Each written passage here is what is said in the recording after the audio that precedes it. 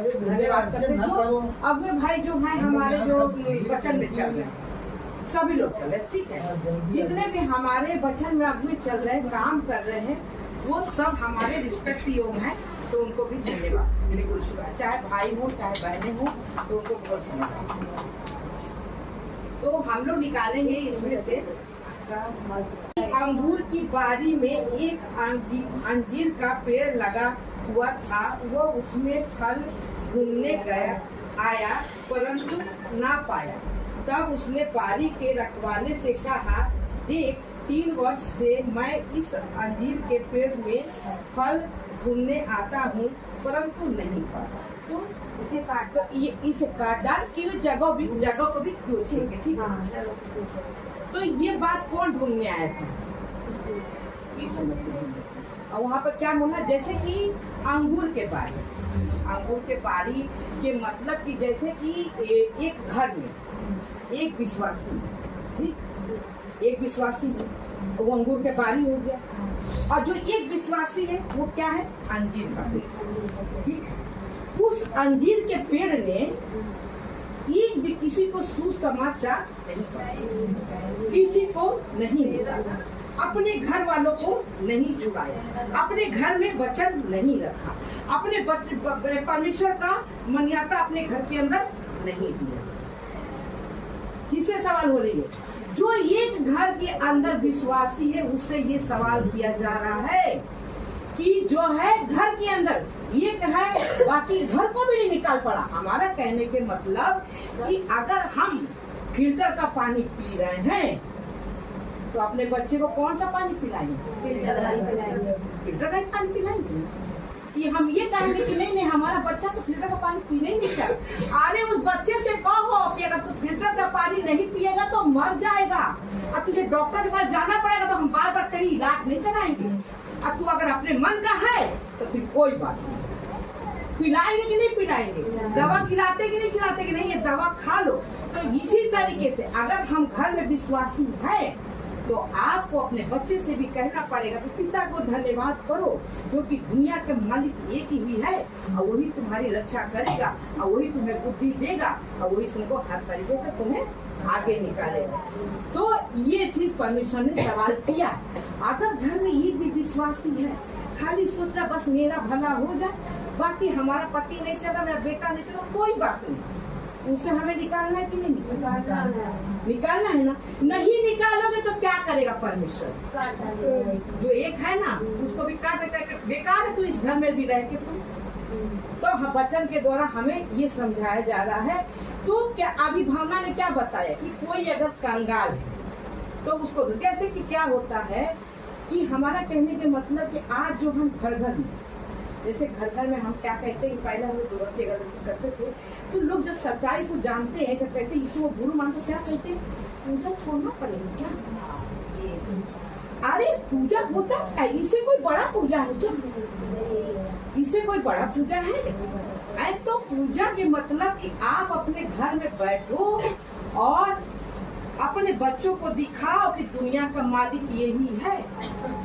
दुनिया में जो जितने भी गुरु हैं मर जाएंगे, उनकी बातें नष्ट हो जाएगी, हम भी मर जाएंगे, हमारी बातें नष्ट हो जाएगी, लेकिन ये नहीं मरेगा, ये नहीं मरेगा, इसकी बातें कभी नष्ट नहीं होगी। आज अगर हम मर जाएंगे तो मेरा नाती पोता भी उठा के इसे पढ़ेंगे, आखिर इसमें क्या था मेरी अम्मा। तो आज हमारे पति पढ़ते थे तो हमने इसे उठाया ना, आखिर इसमें क्या चीज है, तो हमने पाया ना कि परमेश्वर सारी दुनिया को रचा है, और हम कहाँ भटक रहे थे, तब ना परमेश्वर को हमने जाना, तब ना आज इतने लोगों को निकाल पाए। आयास सामर्थ परमेश्वर ने दिया, जो सबके जीवन में, भाई बीमारियां कहाँ से आती है? दुष्ट के द्वारा आती है। जब वो दुष्ट निकाली जाती है, गुरु को ग्रहण कराते हैं, तो क्या होता है, वो खाली होता है ना। तो हमको अस्पताल के अंदर क्या सीखा गया कि हमें ये सुसमाचार कंगालों को बताना है। कंगाल के मतलब कि जिनके पास परमेश्वर की समझ नहीं है और हमारे सामने वो बीमार परेशान आ रहा है, और हम उसको फिर भी बता रहे कि हम क्या, लोग कहते हैं हमसे, अभी वो पूजा बहुत करता है क्या, अरे तुम अपना काम कर दो, वो पूजा करता है कि क्या करता है, हमें उसको आप अपना काम हो दो, जब वो बहुत परेशान होगा तब कहेगा बहन दीदी भाभी क्या बता रही थी उस दिन, आज हमको बताइए है। जैसे शोभा से उसने कहा दुबई में, वो भैया से मेरी बात हुई थी, अपनी दीदी के यहाँ गए थे। हाँ। तो उनने हमसे कहा, मतलब ऐसे बात हुई थी, हम लोग वहीं पे मिले, कहने लगे दीदी हमने उसको मतलब पिता के बारे में हम बता रहे थे। मैंने शोभा ने ये वचन बोया उसके कान, अब लेकिन जब उसके में क्या हुआ कि जब उसके नाक का खून बंद नहीं हो रहा है तब उसने बोला कि दीदी आप बताइए, आप वचन जो बताए वो वचन कैसा। तब इसने बताया कि इनके भी बेटे का खून नाक से गिर रहा था जो बंद हो गया, तो उसको बताया। तब दुबई से फोन करके उसने मुझसे गुरु ग्रहण किया और आज परमेश्वर ने उसके देखे खून रोक दिया, क्योंकि जो है ना वो बहुत परेशान जब आदमी होता है, क्योंकि इनसे भी बातचीत हो गई। बातचीत होने के बाद उसे राहत नहीं था, लेकिन हमसे बातचीत होने के बाद क्या उसका फोन आया? नहीं, वो कहने लगे भैया कि हम अच्छे हो गए, मेरे नाम से कोई फोन नहीं। अच्छे हो गए? हाँ। पिता को धन्यवाद, एक जोरदार ताली बजाएं। अच्छे हो गए। कह रहे थे कि हम एक्शन रखे, क्योंकि वो तुरंत आने वाले थे, कह रहे थे हम तुरंत निकलने, वहाँ पे कोई इलाज नहीं है, इलाज ही नहीं हो रहा। हाँ, ये बता रही थी उसका कोई इलाज नहीं है वहाँ पे दुबई में, इसलिए बताइए दुबई में यहाँ सिर्फ फोन से उसका प्रार्थना हुआ और उसका खून का नाक का खून जो गिर रहा था वो बंद हो गया। तो परमेश्वर ने किया ना चमत्कार। तो अगर इसके पास ये परेशानी आई और ये चीजें ना होती, ना हमें बताती, तो आपके भागी बनती ना, इसने बता दिया। हमने भी किया, हम भी पीछे नहीं हट सकते हैं, क्योंकि आप चलो चाहे ना चलो, मेरा काम है गुरु ग्रहण करवाना और मेरा काम है प्रार्थना करना। आगे उसको आपको चलना है कि नहीं चलना, क्यों स्वभाव नहीं बात कहा था ना, मेरा काम है ग्रहण करवा दिया, आगे वो चले ना चले, उन्हें चमत्कार। मेरा नाम उमेश है, मैं यहाँ दुबई में 2 साल से हूँ और जब से मैं घर से आया तब से मेरे नाक से ब्लड आ रहा था बहुत ज़्यादा। मैं बहुत परेशान हो गया था और डॉक्टर को भी दिखाया, कुछ नहीं फर्क पड़ रहा था। डॉक्टर ने कुछ बताया नहीं, बोला है कोई बीमारी नहीं है, मालूम नहीं पड़ता कुछ।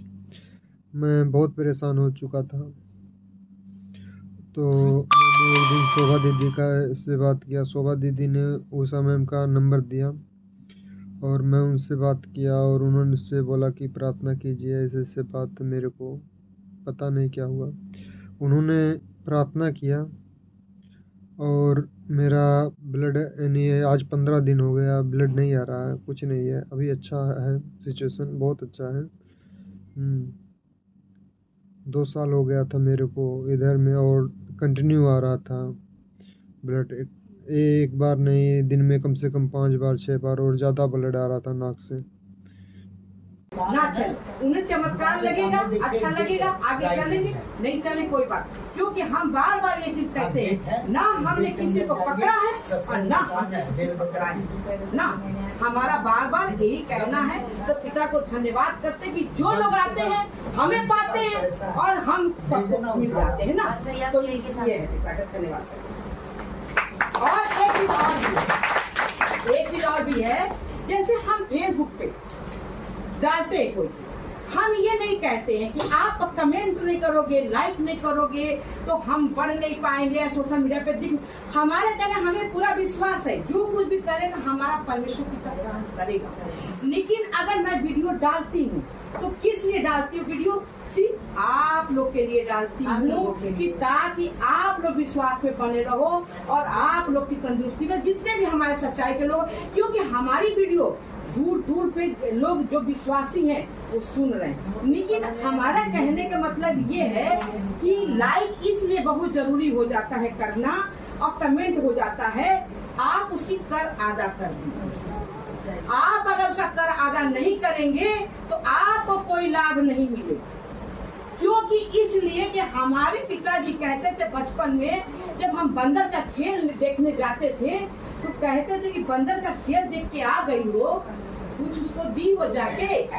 तो हम लोग भाई बच्चा बुद्धि, तो हम लोग हंसते थे तो कहते थे नहीं दोगी ना तो तुम्हारे आप में रखवाली पड़ जाएगा, देख के आई हो, जाके देख के आओ। तो इसीलिए अगर आज हम वीडियो डाल रहे हैं और आदमी उसको लाइक कमेंट कर देगा तो उसका कर अदा कर देगा। तो ये बहुत जरूरी है करना। बाकी आगे बढ़ा, क्योंकि कहा है परमेश्वर ने वचन में कि ना बीज बोने वाला बड़ा है और ना सींचने वाला बड़ा है, सिर्फ वो बढ़ाने वाला बड़ा है। यहाँ तक ले जाने वाले हमें कौन है? सिर्फ परमेश्वर पिता है। हमें और कोई नहीं लेके गया है और ना कोई मुझे आगे लेके जा पाएगा। तो पिता को बहुत धन्यवाद करते। अब मुझे ये भी नहीं है लोग कि मैं सोशल मीडिया से कमाऊं, बस मैं ये चाहती हूँ कि हमारा पिता के राज बढ़े और जो पिता ने हमको गिफ्ट भजन दिए हैं वो हमारे पिता के देश विदेश में बजे, हमारे ना रहने के बाद भी। तो बाकी तो परमेश्वर ने हमें क्या कुछ नहीं दिया है, हमें सब सुख दिया है। आज इतना दिया है परमेश्वर ने मुझे कि कितना पहनेंगे और कितना पहनेंगे ना। तो बहुत पिता को धन्यवाद करते हैं। पिता महान है, पिता के लिए कोई बात।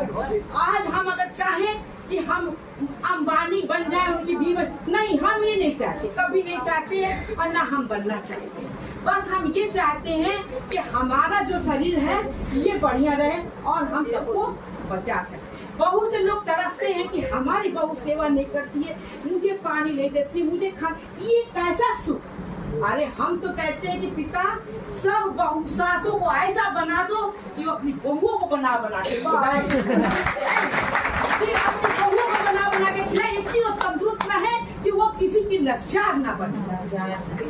तो आज सभी बहुएं ये चीज, ये सासें अपनी चाहत रखे परमेश्वर के आगे कि मुझे उसे खाना पानी नहीं चाहिए, आप मुझे तंदुरुस्त रखिए, हम सेवा करके जाना चाहते हैं और कभी सेवा ढूंढिए नहीं। तो पिता को धन्यवाद है, पिता महान है, पिता ने कोई क्योंकि बदनामी बहुत है।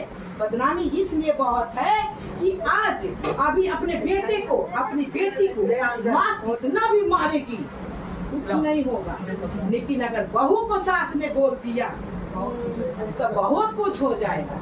इसलिए जो है परमेश्वर से जितनी भी सासें हैं मांग यही रखे परमेश्वर से कि आप हमें तंदुरुस्त रखिए कि मैं रोटी बना के खा सकूं और अपनी बहू को रोटी बना के खिला सकूं। इस पे कोई छोटे ऐसा नहीं कि बहू बैठी रहती है, बहू भी काम कर रही है और सास कोई घिस नहीं जाएगी अगर रोटी बना के खा लेगी और खिला देगी। तो पिता को बहुत धन्यवाद, क्योंकि सास ही रहेगी, बहू रहेगी। तो ये सब हम लोग को सोचना चाहिए। आज भी क्या है, आज मैं आदमी को जो भी लगता हो इतना पिता का प्रवचन बताती है, बहू का सुख नहीं मिलता।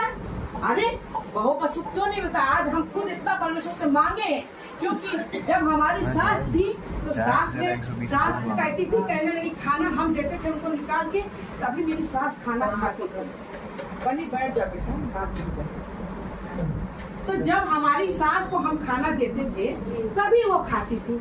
अगर लेट सफेद हो जाता था, हमारे पति बैठे लेट सफेद हो जाता था, वो गुस्सा करती थी, मुंह बना लेती थी और मैं डर जाती थी। तो हम कहते थे क्या करें, उस समय इतनी बुद्धि भी नहीं थी कि अम्मा आप निकाल के खा लिया करो, लेकिन मैं ये कहती थी कि निकाल के अपना खा ले तो ज्यादा अच्छा रहेगा। तो जब हमारा बनके की जब शादी हुआ और हमारी जब बहू आई तो हमारी जेठानी ने मुझे सिखाया कि देख तू खाना निकाल के क्यों खा रही है, तू बहू से खाना मांगा कर। हमने कहा कि नहीं, हम खाना बना के खाएंगे, निकाल के भी खाएंगे। अगर मेरी बहू मेरा हाथ पकड़ेगी तो मेरी बहू गलत है। अपनी हम बहू को बेमतलब में नहीं परेशान करेंगे कि वो हमें जो खाना नहीं देती है वो मुझे पानी नहीं देती है। मैं खुद इस लायक सकता हूँ कि हम कितनों को खाना खिला दे, कितनों को पानी खिला दे। क्यों मंजू बहन, सही है कि नहीं? जब हम तंदुरुस्त रहेंगे, हम किचनों में जाएंगे, हम बहू को नहीं ताकत, बहू भी टेंशन में रहिए, आप लोग बनाइए और खाइए, बहू को भी फ्री करिए, बहू भी अपना बनाई खाएगी। ऐसा कुछ नहीं कि बहू है तो बहू हमको रोटी बना के देगी, बहू हमको पानी देगी, नहीं तो मेरा साथ पर खत्म हो जाएगा। तो इसलिए हम लोग को परमेश्वर में बहुत ये सब ध्यान देना चाहिए और परमेश्वर के काम हम लोग को बाकी, क्योंकि हमने सोच शुरू से बना के रखा ये चीज।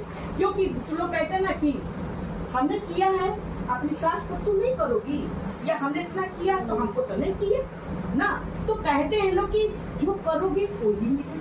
हम सोचते थे जब हम परमेश्वर को नहीं चाहते थे तो हम सोचते थे कि हमने कभी सास किया, हमारी बहुआ कहा करें। लेकिन जो हमने सास को इतना किया वो पिता ने विरासत में दिया और पिता ने हमको यहाँ खड़ा किया है।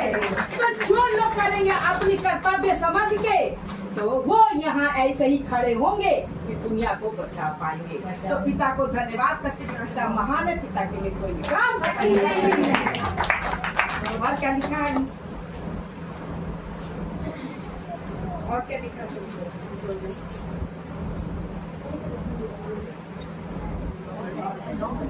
अच्छे का बारी के रखवाले की कहा देख 3 वर्ष दिखाए इस मंदिर का 8 वर्ष 108 उसने उसको उत्तर दिया, हे स्वामी, हाँ इसे इस वर्ष और रहने दें। हाँ आप देखो कितनी बढ़िया बड़ी किताब है कि मैं इसके चारों ओर खोद कर खाद डालूं, यदि आगे को फले तो भला, नहीं तो उसे काट डाल। हाँ तो क्या कहा 1 साल इसको और रहने दो और इसको हम खोद के इसको सींचेंगे, अगर आगे को ये फला तो ठीक और नहीं फला तो काट देना। तो यही चीज है कि जब हम ये सीख के आगे परमेश्वर का काम करना की सोचेंगे और करेंगे तो काम परमेश्वर की क्या है, हर लोग इतनी बड़ी कलिसिया नहीं लगा पाएंगे, लेकिन हाँ परमेश्वर में चलेंगे, परमेश्वर को आगे रखेंगे, काम है काज है कुछ भी है परमेश्वर को आगे रखेंगे तो समझो परमेश्वर को आगे रख के चल रहे हैं। तो परमेश्वर को धन्यवाद करते हैं। परमेश्वर इन बच्चों को पिता आशीष दिए से मिला और किसी के पकड़े राय के बता। फिर उसने कहा परमेश्वर का राज किसके समान है देखो और मैं उसकी उपमा किससे दूं? किससे वह राई के एक दाने के समान है जिसे किसी मनुष्य ने लेकर अपनी बारी में बोया और वह बढ़कर पेड़ हो गया और आकाश के पक्षियों ने। तो राई के दाने को जानते हो आप लोग क्या? राई के दाने, राई के दाना कितना छोटा होता है जब, लेकिन उसको जब बो दो तो पेड़ कितना बड़ा हो जाता है, बहुत बड़ा होता है, बहुत खाना भी होता हाँ है। घना होता है। जो सरसों के होता है ना, जो बड़ी सरसों की उसका जैसे लंबा पतला सा होता है, लेकिन जो राई का दाना का होता है इतना छोटा सा, वो पेड़ खूब मजे का होता है जिसपे पक्षियाँ बहुत सारी बैठ जाती है। तो परमेश्वर के राज क्या है, राई के दाने के बराबर है। अगर आज गायत्री के जीवन में परमेश्वर ने काम किया तो आज आप लोग ने भी सच्चाई को जाना, तो और आप लोग इस सच्चाई को जाने हो तो आप लोग भी आगे निकालोगे, तो आप लोग भी ऐसे पढ़ोगे, पेड़ बनोगे ना। अगर कोई अपना को बताना नहीं जाता है, बताया नहीं जाता है, वो ऑटोमेटिक परमेश्वर आत्मा में डालते हैं कि अगर ये दुखी है तो इसको मैं बता दूं ताकि परमेश्वर इसका भी भला हो जाए। कोई बताना नहीं चाहता है, कोई नहीं बताना चाहता है कि इनका भला हो जाए, लेकिन वो परमेश्वर की ओर से ही होता है कि वो अगला बताता। क्यों? अभी आप आई हो ना, आएंगे आपका बेट नाती का, ये तो बैठा है आपका नाती, जरा खड़ा बाबू, खड़ा करो, वो खड़ी हो जाओ, ये बच्चा है बाबू, खड़े हो जाओ, ये बच्चा है, ये बच्चा है, देखो इसकी माँ इसकी ऐसे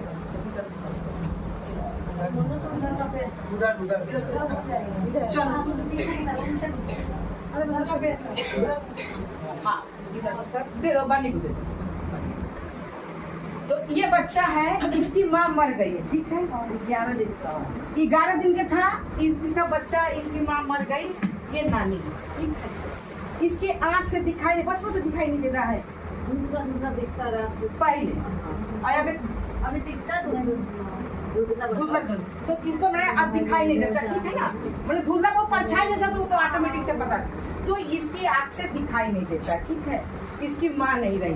तो हमारा कहने का मतलब ये है कि क्या इसकी माँ ने या इसकी नानी ने पूजा पाठ नहीं किया ना। आज ये लड़का इतना बड़ा, माँ भी मर के चली गई और आज ये भी, तो ये गायत्री ने इसको बताया कि मेरा जब हाथ खुल सकता है तो आप वहाँ लेके चलो भवन में, इसकी आंखी में रोशनी भी आ जाएगी। रोशनी आएगी, पिता को धन्यवाद करते, पिता महान, ये भी लोग देखेंगे यहाँ पर कि इस बच्चे की आंखी में रोशनी आ गई। ये भी परमेश्वर पिता अपनी महिमा लेंगे। तो पिता को धन्यवाद करते हैं। पिता महान है, पिता के लिए कोई भी काम कठिन नहीं है। और ये नानी है, बच्चे को पालती है। तो बहुत बहुत बहुत दुनिया में दुख है। तो हमारा यही कहने का मतलब है, क्या ऐसे ऐसे लोग क्या देवी देवता नहीं पूजते हैं? ये देखते अभी आगे चलने लगेंगे, आ जाएंगे तो क्या कहेंगे लोग, क्रिश्चियन बन गई। अभी तक कोई नहीं कह पा रहा कि ये मूर्ति तुमको क्या दे रही है। ये नहीं कोई अभी तक कोई नहीं कह पा रहा कि मूर्ति तुम्हें क्या दे रही है ना। लेकिन जब भला होने लगेगा या वो आने लगे, उनको शांति मिलने लगेगा, तो कहेंगे तुम क्रिश्चियन बन गई। तो ऐसे गाँव ऐसे मोहल्ले के लोग हम लोग को परेशान करते हैं। लेकिन हमको जब परमेश्वर के राज में चलते हैं तो हमें क्या बनना है, हाथी बनना है। मैं चंद नगर में हाथी भी बन गई थी। लोग कहते थे कि जो है हम आप क्रिश्चियन बन गई हैं। हम कहते थे हाँ, आप हमारे घर में किसी का ब्याह मत करना और हमारे घर में आप खाना मत, क्योंकि जब हमारे घर में दुख पड़ा था तब कोई नहीं आके हमारे दुख को सवारा। हमारे दुख को सिर्फ परमेश्वर पिता ने सवारा। तो मैं आज हाथी बन चुकी हूँ। और मेरे बाप लोग कहते थे कि हाथी अपना रास्ता चलती है और कुत्ता भौंकता है। तो मैं आज यही महसूस करती हूँ कि मैं आज हाथी बन के चल रही हूँ और जो भौंक रहा है वो कुत्ता है। और सभी परमेश्वर के राज में यही समझेंगे कि हम तो परमेश्वर के राज में हाथी बन के चल रहे हैं और जो भौंक रहे हैं क्या है, कुत्ता है। तो पिता को धन्यवाद करते हैं, पिता महान है, पिता की। अगर हम मूर्ति पूजा में मर जाते हैं तो मसीह में मर जाएंगे तो कोई दिक्कत नहीं। तो हम मसीह में मरेंगे ताकि इस आत्मा का भला हो जाए। तो परमेश्वर को धन्यवाद करते, पिता ने बच्चों से सबको आशीष दिया।